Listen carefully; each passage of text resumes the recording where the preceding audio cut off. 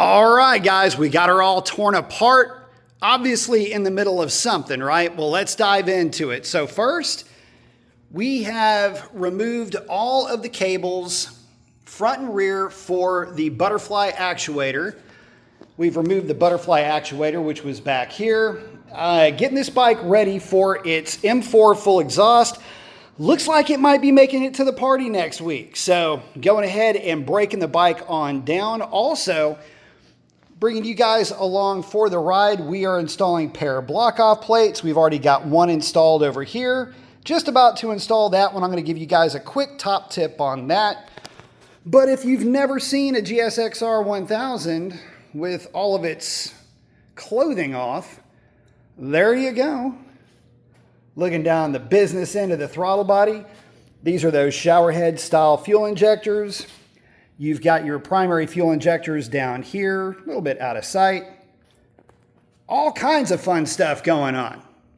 So first quick top tip, when you pull the air box off of this bike or any other bike, check when you flip it upside down that it does or doesn't have a gasket where it's going to mate up to the throttle body. In this case, it does. One of the gaskets was a little bit gacked up. Looks like it probably has been like that since it was new. So I just pressed everything back in. But just so you know, when you pull these off, sometimes these gaskets can get a little bit wonky. And if you don't pay attention, you can gack them up when you're putting everything back together. So there you go. Check for your gaskets. Okay, guys, so this tip may save you. If you're putting block-off plates on one of your bikes, it may require you to reuse the plate, the flapper plate here with the little reed flappers, but you have to remove the reeds because if you don't, the little screws will keep your block-off plate from seating firmly to the gasket. Well, the problem with this is that these little reed valves, you can see how they're discolored. That's all exhaust funk that's on these things.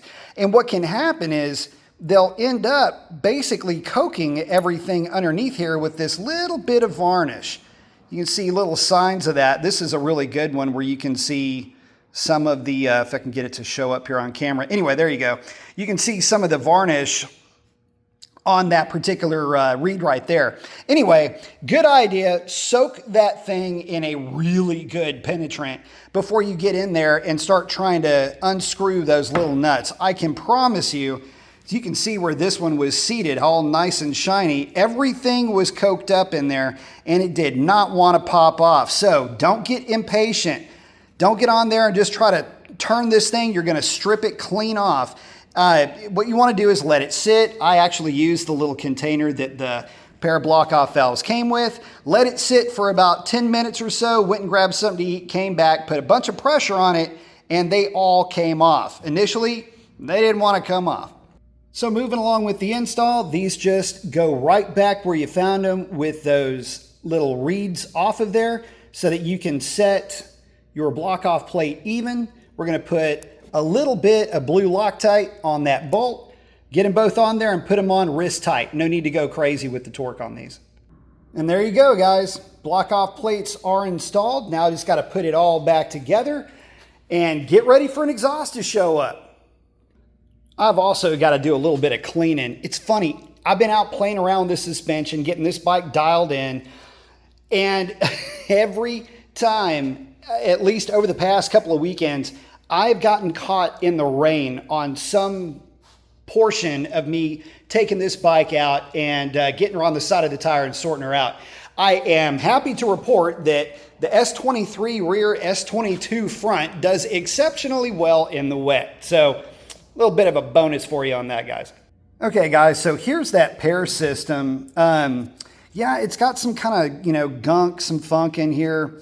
And yeah, so the block-off plate's going to remove all of this stuff. By the way, this weighs right at half a pound. So you're getting half a pound out of the way and definitely cleaning up underneath the tank of this bike.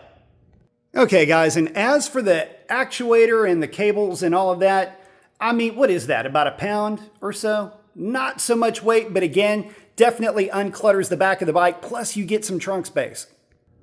So there you have it, guys. I'm going to go ahead and get the airbox back on, get the tank back on this bike, start getting her all buttoned up and ready. As soon as that M4 exhaust comes on, We're going to get that installed. We're going to have the ECU reflashed, and she is going to be ready to rip. We're also going to make one slight change up front.